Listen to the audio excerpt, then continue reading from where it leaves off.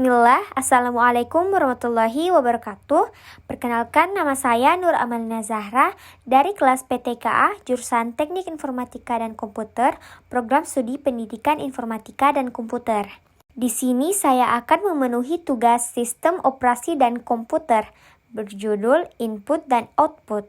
Modul input dan output atau yang disebut I/O merupakan suatu entiti di dalam komputer yang bertanggung jawab atas pengontrolan suatu perangkat eksternal atau lebih dan untuk pertukaran data antara perangkat-perangkat tersebut dengan memori utama dan register-register CPU.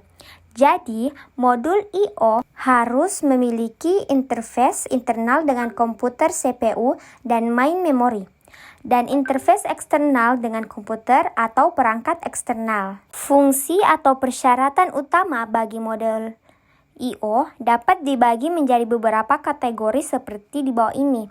Yang pertama, kontrol dan timing. Yang kedua, komunikasi CPU. Yang ketiga, komunikasi perangkat. Yang keempat, data buffering.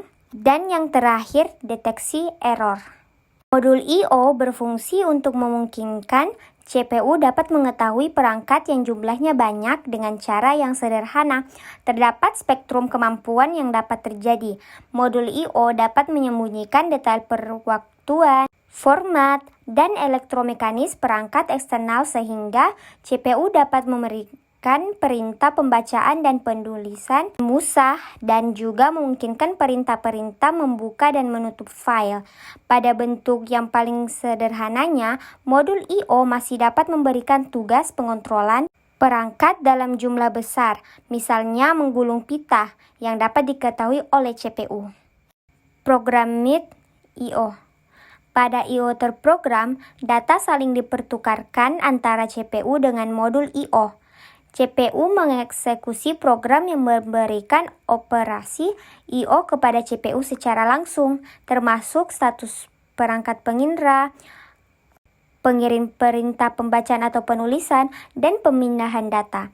Ketika CPU mengeluarkan perintah ke modul I/O, maka CPU harus menunggu sampai operasi I/O selesai.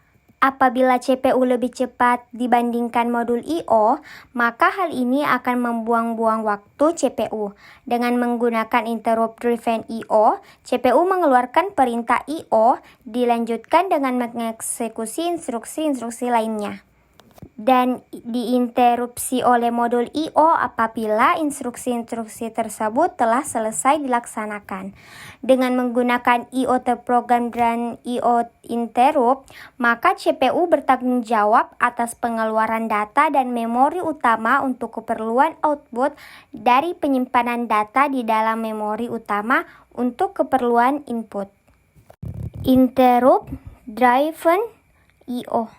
Permasalahan yang ditimbulkan oleh POLET atau Programmed I/O adalah waktu CPU terbuang untuk pengujian status.